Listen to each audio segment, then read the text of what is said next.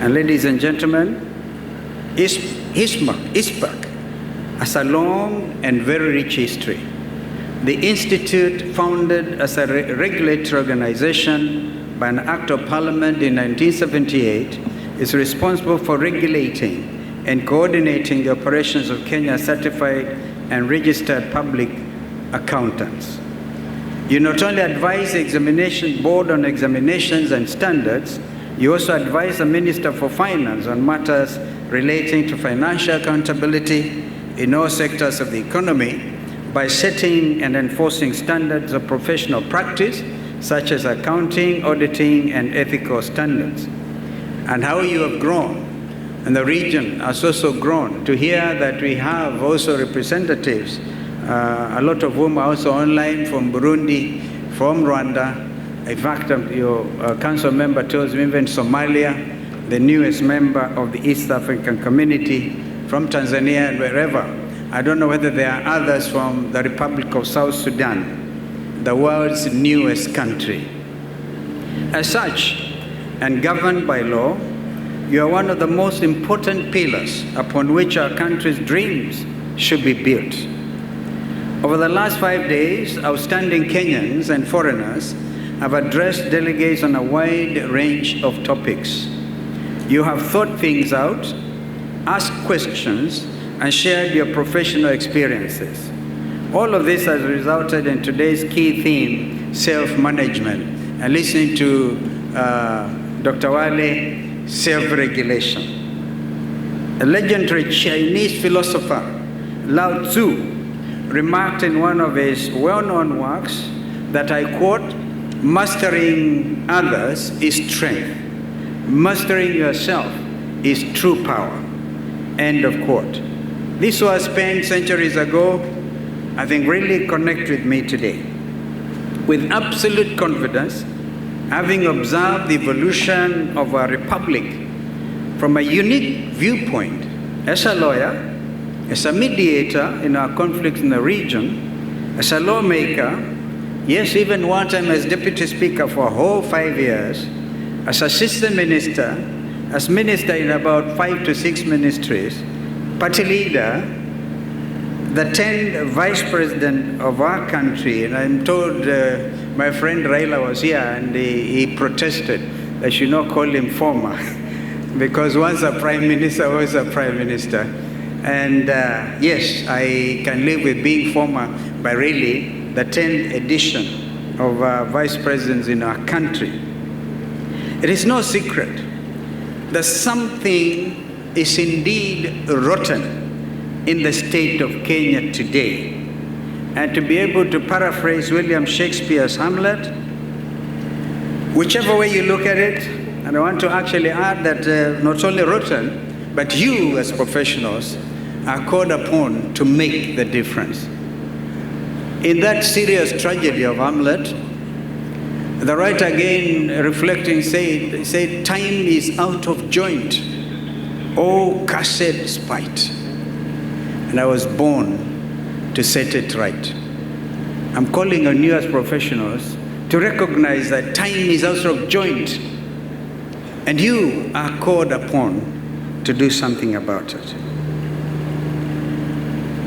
The state of the economy, whichever you look at it, from the state of the economy to misplaced and misguided policies in education, health, and agricultural sectors, our nation is failing. The current regime prioritizes its own interests with nepotism and tribalism, willful corruption, and abuse of state offices taking precedence over professionalism. They've even reinvented goonism, political goonism in our country. This morning's address, the role of professionals in national growth and transformation, is thus particularly timely as we reflect on the state of our nation. In my opinion, the accounting profession should be front and center as the foundation of accountability and transparency in a healthy democracy. Therefore, allow me to focus on 4 critical pillars that I believe Pillar number 1, on ethical leadership in professional practice. ICPAK has grown in the last 41 years to be a respected body of some 40,000 certified members who work in diverse sectors of the economy as accountants, as financial experts. Some of them were lent by ODM to William Ruto, auditors, and financial consultants practicing in Kenya and beyond our borders in 44 countries around the globe. Ethics is not some philosophical notion for abstract debate. It is the very essence of professional practice. When you sign off on financial statements, you are not just confirming numbers, you are risking your professional name. You confirm success or failure and define integrity and dishonesty. Ethical leadership is thus an imperative if we are determined to change the destiny of our republic. I therefore call on each one of you today to hold yourselves to a higher level of professional ethics. Your role goes beyond merely technically competent. It involves being a moral compass bending towards ethical justice. When you witness something in error, do not be afraid to speak out. If you are put on the spot and asked to betray your values, please hold firm. Always remember, your signature is not just a sign, it is a guarantee. Like lawyers say, my word is my bond. Your signature is your guarantee. Not to your customers, but to your country. Pillar number 2, ladies and gentlemen, institutional integrity and nation building. I, like many other Kenyans, am concerned that the procurement systems, which are meant to ensure fairness and value for money, are being misused for personal gain. Kenya's budget processes that should align resources with national priorities have been turned into tools for political favoritism. At the heart of each of these failures is a professional who chose convenience over excellence, compliance over conscience.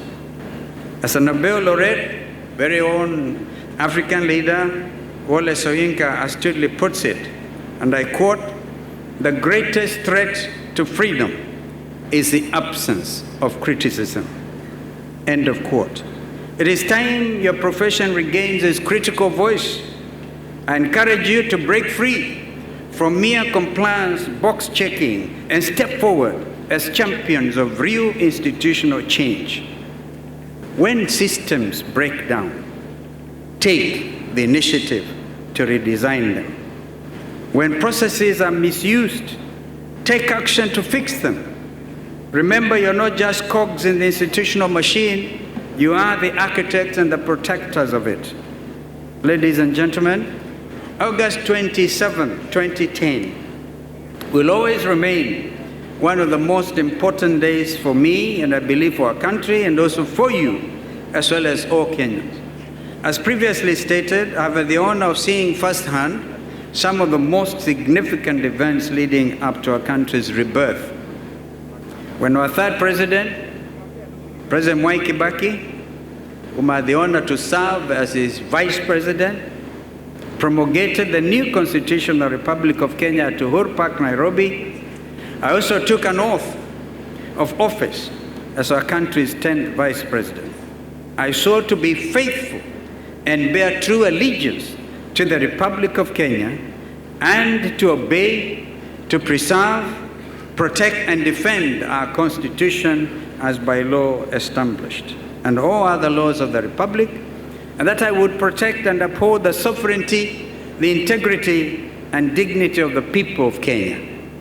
I therefore have an obligation, if not a duty, to speak out against the current regime's blatant, indeed criminal attempts to state capture independent constitutional offices such as the Auditor General and the Controller of Budget, as well as intimidate the current office bearers, Nancy Gavungu and Margaret Nyakango, In particular, there was written in Proverbs 11, I quote 11:3, when the foundations are being destroyed, what can the righteous do?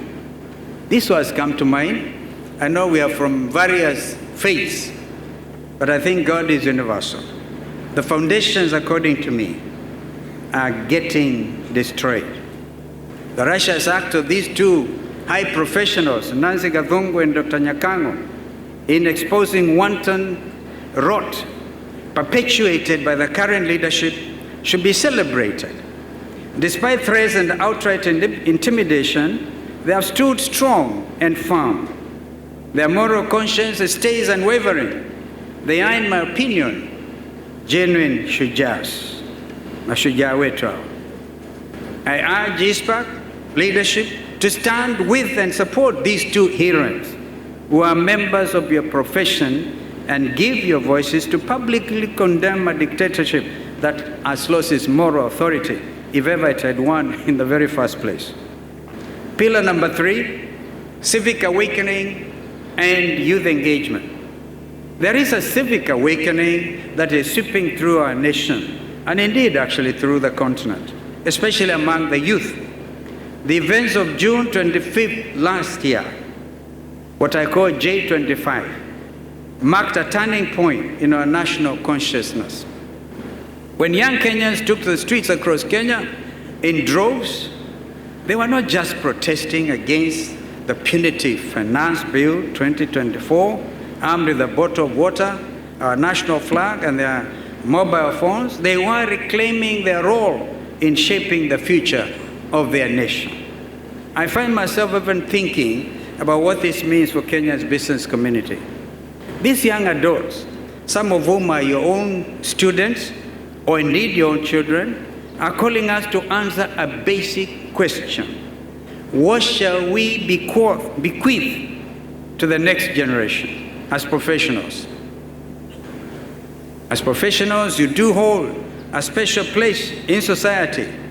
You have specialized knowledge that comes with both power and responsibility.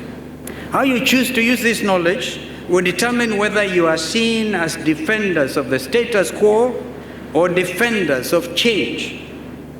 Young people in Kenya are paying attention.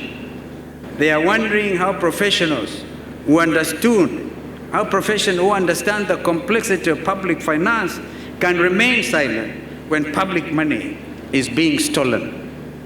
They are wondering why experts who see unsustainable policies speak out only when a crisis has developed. I'm a firm believer in mentorship. It is important to guide young professionals, not just in the technical aspects of their job, but also in the domain of ethical leadership. Let us create forums for deep discussions between generations in organizations. A nation that cannot mobilize the talent and idealism of its youth is one that risks falling behind. I encourage you today to step beyond professional comfort levels. Meet with policymakers, not as technical experts, but as defenders of economic justice. Use your analytical talent to bring into sharp focus the true costs of corruption and bad governance. Use your data analytics to provide us with an honest opinion on where existing policies are taking us.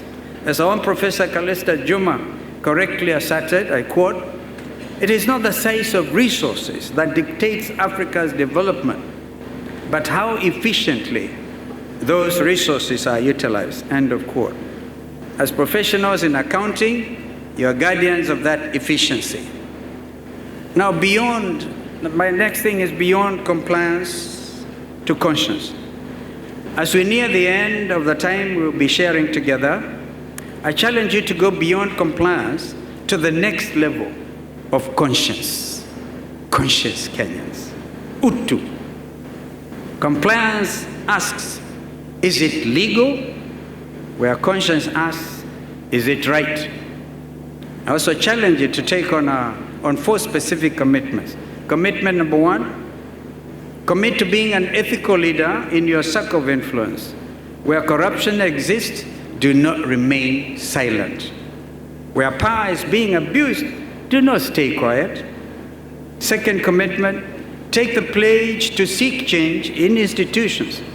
Use your knowledge to construct structures and put in defense mechanisms to protect against exploitation. Do not stay as implementers in institutions, be transformers instead. Friends and fellow professionals, I have a question for you. Are you sure that Kenyans received nominations for purposes of reconstituting the Independent Electoral Boundaries Commission, who are representatives of your profession? I ask this question pointedly. I received some of two of your council members when I sat as a co-chair of the NADCO process at Bomas. Your voice was loud and clear.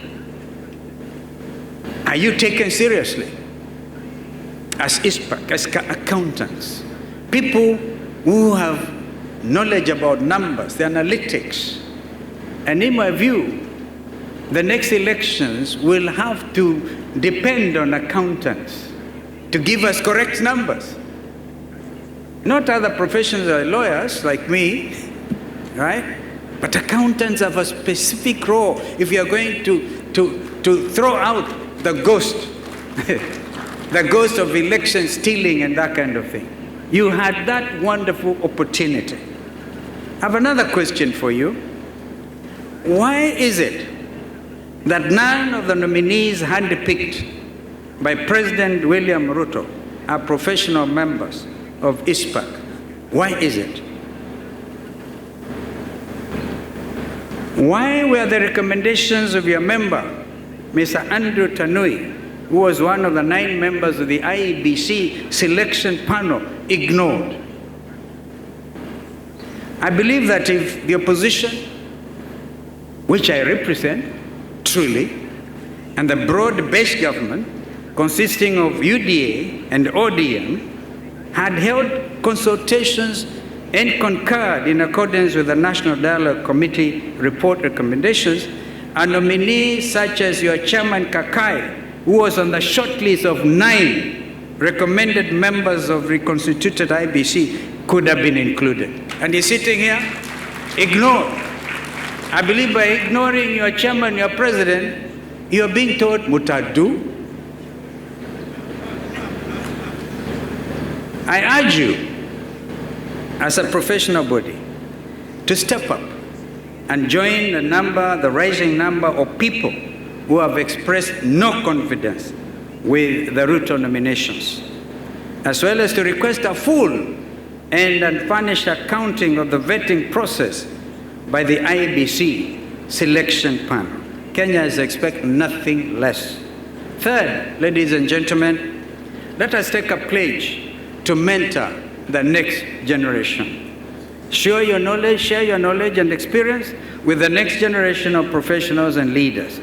Help create paths for young professionals to develop. Recall, true legacy is not individual success, it is forward thinking and allowing the effortless passage of information. Fourth, give back to your community. Your professional acumen gives you a keen vision of the challenges facing our nation. Employ that vision in public conversation. These commitments will not always be easy to keep. There even be personal or professional repercussions for standing up for what is right and what is just. But let us remember the powerful words of Dr. Martin Luther King Jr. I quote, "The ultimate measure of a woman, a man or woman, is not where he or she stands in moments of comfort and convenience, but where he stands or she stands at times of challenge and adversity." End of quote. Ladies and gentlemen, as I conclude, I've taken the time to discuss what I truly believe is the role that professionals can play in reforming society.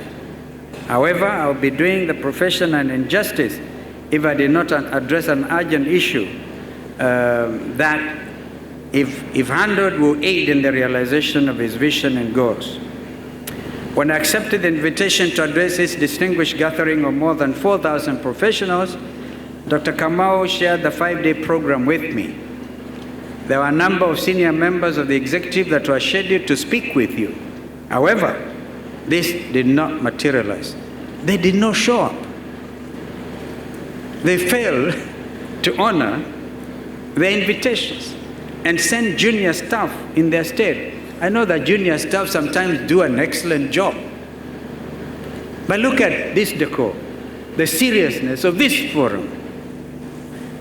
If Prime Minister Raila Odinga made it here, and he proclaimed he's still not in government, I doubt that, others should have taken leadership, showed leadership. They failed to honor the invitations for persons or reasons they believe were valid. I believe this is the latest example of the growing list of Kenya Kwanza kleptocracy, lack of integrity, and indeed ineptitude. It is a reflection of their callous disregard for professionalism. So professionals in our country, please stand up and be counted. Did you know that the last general election had a very interesting statistic? About 8 million Kenyans did not show up to vote. I believe a lot of those who are professionals who found it difficult to go out and queue in a primary school from 6 o'clock in the morning until 4 in the afternoon. And they sat in the comfort of their homes. You unfortunately do not vote by proxy. You got to go there and do it. I think we have to think as professionals. There are countries where voting is compulsory. I think in India, for example, voting is compulsory. It's the world's largest democracy. Think about this. Because of that, every Kenyan with a payslip is feeling the weight of that inaction.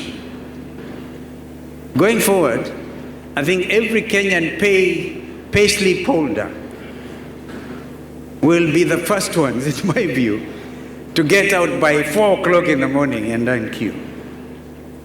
They should have used this forum for public discussion.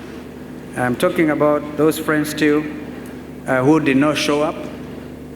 And therefore this cannot be, and it cannot properly be seen as a forum for the opposition. So government side, don't be scared of your own people.